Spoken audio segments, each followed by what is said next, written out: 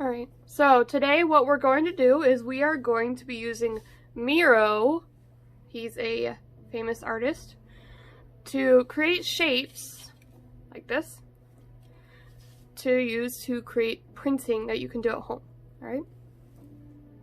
Alright, some things you're going to need to do your printing are you're going to need your images that you created. They should be shapes and designs based on Miro's images. You're going to need styrofoam plates. This is the easiest thing to print on right now. It's something that's easily accessible. You're going to need paint. I recommend a wet type of paint like this right here. This is a wet paint. Although dry paint will also work for this. You'll also need a pencil or pen or other sharp tool. That way you can trace your stuff through onto your styrofoam plate.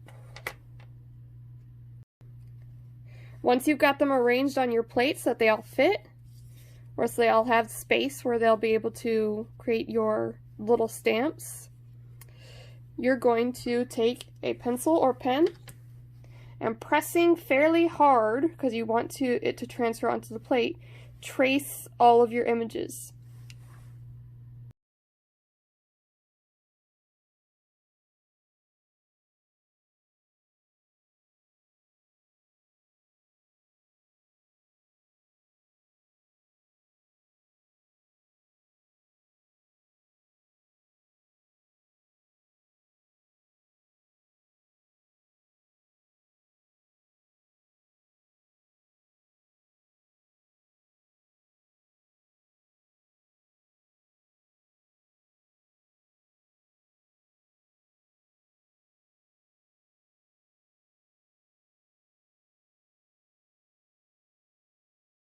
Alright, your next step is going to be on your final project paper.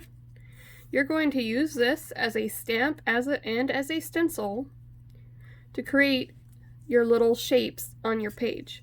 So what I would do is I would arrange your shapes, plan out where they're going to be before you start putting your paint on them, because the paint will dry pretty fast.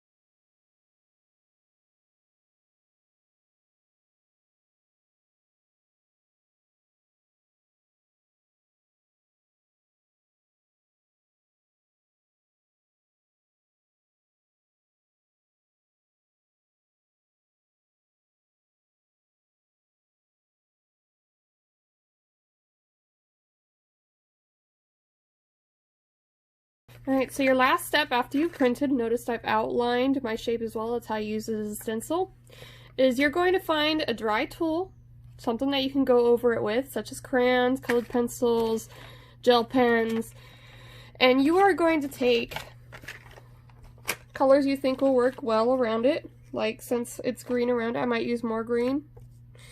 And then over the top I might use a different color, that way it stands out, since my design, as you can see, has gotten a little bit fuzzy. Once it's dry, I might redraw my design again, so that's easier to see. And then I'm just going to either trace out my design again so it stands out, or I'm going to color in the extra space surrounding my stamp. Right? Notice I've only done one stamp. You guys should be doing a couple more. Like, you guys should have several stamps that you've made. I just wanted to demo what it looks like to do at least one stamp. Alright, so just like the examples, you guys should have more than one stamp going on. Alright?